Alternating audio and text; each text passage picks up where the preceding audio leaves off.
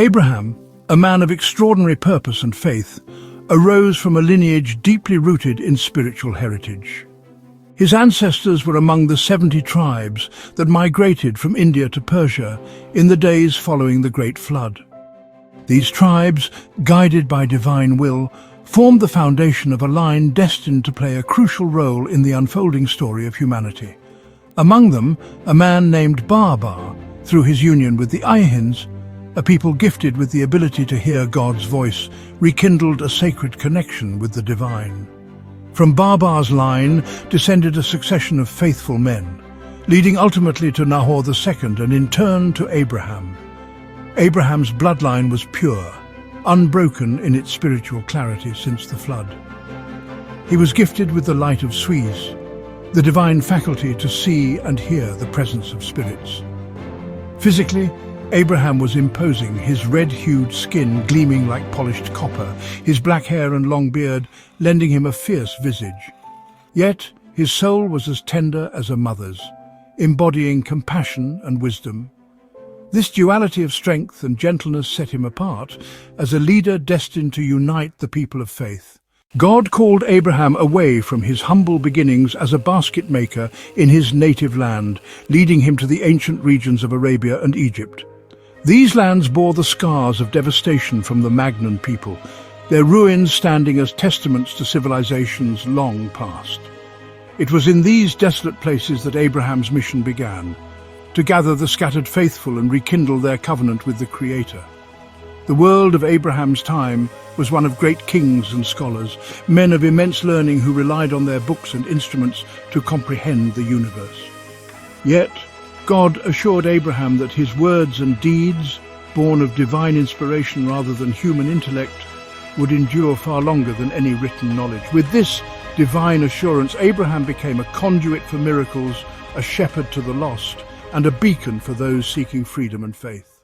As Abraham's reputation grew, word of his works reached even the oppressed and enslaved.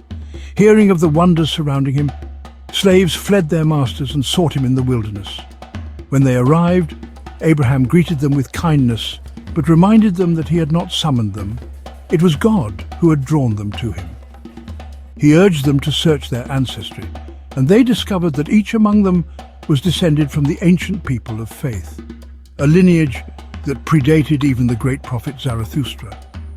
This realization solidified their identity and purpose, binding them together under Abraham's leadership. As the faithful gathered, their numbers swelled to 4,500. God then commanded Abraham to lead his people to a new land. They departed from Shea Dawan and journeyed to Lower Haud-Lutz. Their escape was divinely protected. A famine struck their pursuers, leaving Abraham and his followers unharmed. In gratitude, Abraham built altars of worship and sacrifice following the divine instructions he received. Despite his unwavering devotion, Abraham faced doubt even from his own family. His brother Lot, though close to him, refused to believe in Abraham's divine mission, attributing his wisdom to natural intelligence rather than divine guidance. God, aware of Lot's skepticism, commanded Abraham to visit the cities of Sodom and Gomorrah, centers of corruption and depravity. God revealed to Abraham that these cities were beyond redemption, their people having become hosts for evil spirits indulging in lust and ungodly pleasures. Despite their wickedness, God promised to spare Lot for Abraham's sake. Abraham and his followers journeyed to these cities, witnessing firsthand their moral decay. Angels walked among the people, yet their divine presence was ignored or disrespected. The king of Sodom, Bera, had even instituted laws governing interactions between mortals and angels, normalizing the corruption.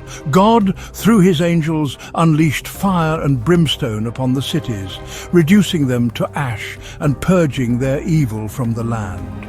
Lot survived the destruction, retreating to a cave, while Abraham returned with his followers to Gerar. In the aftermath of these events, God tested Abraham's faith further. During prayer, a spirit cloaked in light appeared, claiming to be God, and commanded Abraham to sacrifice his son Isaac as a burnt offering. Though Abraham was deeply devoted, he hesitated, questioning the spirit's authenticity. Aware of the higher law against killing, he refused to comply. The deceptive spirit, realizing it could not deceive Abraham, departed. A ram was offered in Isaac's place, and the act became a powerful lesson for Abraham's people. Abraham used this experience to teach his followers about discernment. He warned them that evil spirits could masquerade as divine beings, using signs, miracles, and persuasive words to lead the faithful astray. True guidance, he explained, aligns with the Creator's will, promoting selflessness, service, and the welfare of others. Abraham emphasized that faith is demonstrated not through wealth or power, but through humility, righteous deeds, and unwavering commitment to God. Abraham's teachings resonated deeply with his followers. He reminded them that their liberation from slavery and poverty was a testament to God's grace.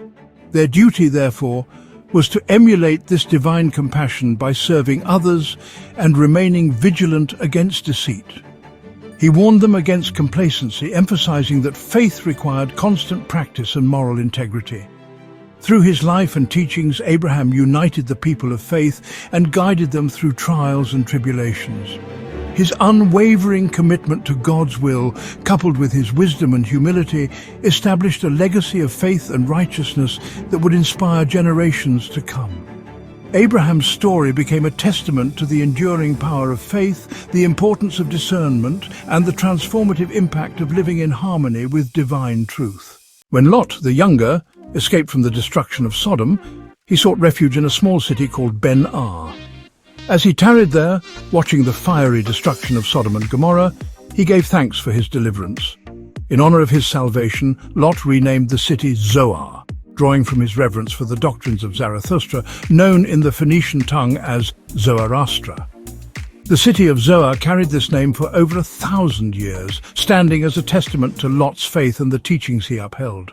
After leaving Zoar, Lot was accompanied by 2 tribes. Through his descendants with these tribes came 2 significant nations, the Moabites and the Ammonites. Their names reflect their Phoenician heritage, and they remained followers of Zarathustra's teachings, adhering to his doctrines for generations. In earlier years, God appeared to Abraham in a profound dream, declaring that he would become the father of many nations. When Abraham shared this revelation with Sarah, his wife, she was troubled. Having long been barren, Sarah despaired, fearing she could not fulfill the promise God had made to her husband. In her sorrow, she prayed earnestly, seeking God's blessing for Abraham's sake. Meanwhile, Hagar, Sarah's maidservant, bore a son and named him Ishmael. This only deepened Sarah's grief and jealousy, leading her to mistreat Hagar during her pregnancy. The birth of Isaac brought joy, but also rekindled Hagar's jealousy. Feeling overshadowed and forgotten, Hagar wept before Abraham. She reminded him of her sacrifices, leaving her people in Egypt and bearing the weight of judgment for her son's birth. Abraham, while compassionate, reminded Hagar of his steadfast care for her and Ishmael and urged her to trust in God's wisdom. Yet her sorrow lingered, reflecting the complexities of their intertwined fates. As Abraham and his people journeyed through the lands of Arabia and Egypt, they attracted attention from the local populations. Abraham's claim to hear the voice of God intrigued many, but also sparked skepticism. Records of his life and actions were kept by scribes in the libraries of these kingdoms, especially in Egypt. Some regarded him as a prophet of divine wisdom, while others viewed him with suspicion. Accusations arose against Abraham, including claims that he had attempted to sacrifice Isaac in a heathen ritual, fathered Ishmael with Hagar outside of wedlock, and later abandoned Hagar and Ishmael in Paran. These accounts, often distorted and unverified, were preserved in the official records of the kings, spreading among the kingdoms of the region. Abraham, grieved by these falsehoods and misunderstandings, turned to God in prayer, lamenting the misrepresentation of his life. He expressed his desire to write his own record to preserve the truth for future generations. God responded, comforting Abraham and revealing a greater plan. He foretold that centuries later a man named Ezra would send scribes to these lands to gather records, even those containing errors and untruths. These scribes would compile the accounts into a history of deliverance, ensuring that Abraham's story would endure despite human fallibility. God assured Abraham that ultimately the truth of his life and faith would prevail. In his final reflection, Abraham recognized that the trials he faced were not in vain. Through faith and perseverance, his life would serve as a testimony for all who followed.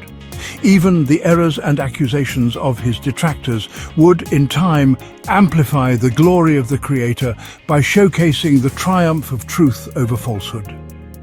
Abraham resolved to continue his path, steadfast in his trust that God's light would shine through all things, guiding humanity toward the everlasting truth. Abraham sought wisdom from God regarding his role among the nations of kings and his obligations to the people of faith.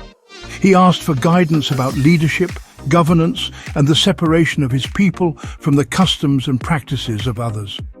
In response, God revealed a plan for maintaining the sanctity of his chosen people while ensuring their independence from the worldly ways of other nations. Regarding trade, God instructed Abraham to ensure fairness and integrity.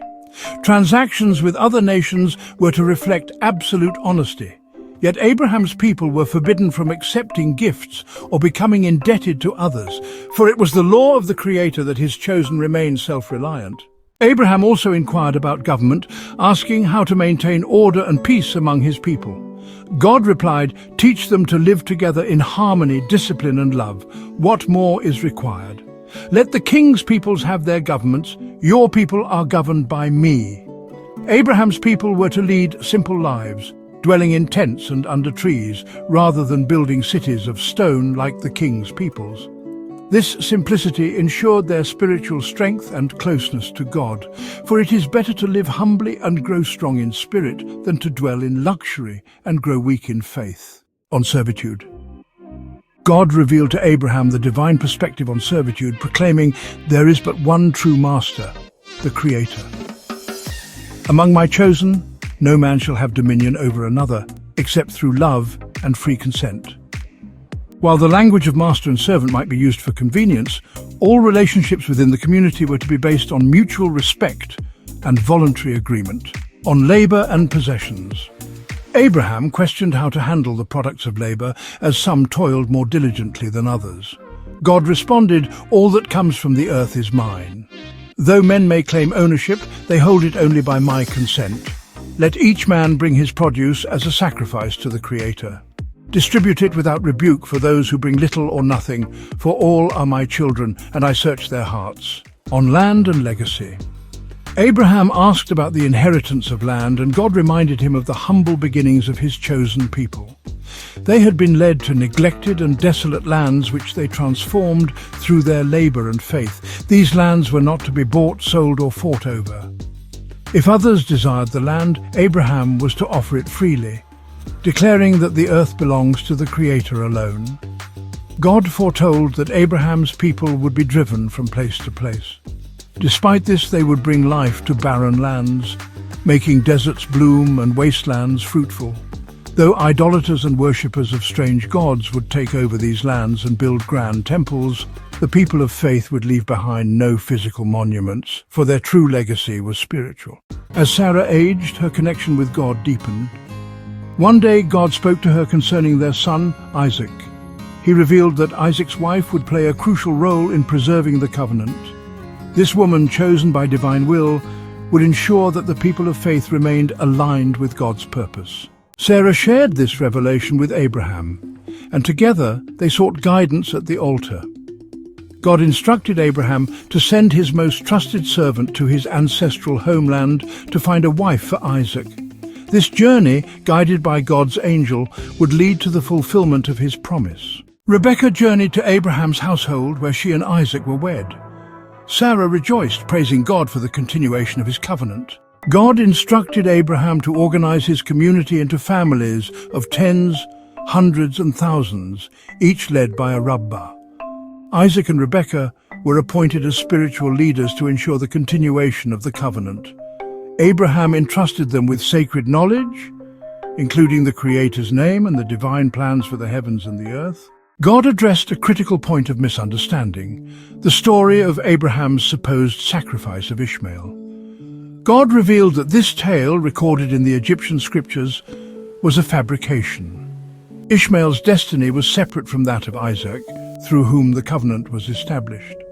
God denounced the false story of the burnt offering, affirming his true plan for the people of faith. Thus ends the story of Abraham, the foundation of faith.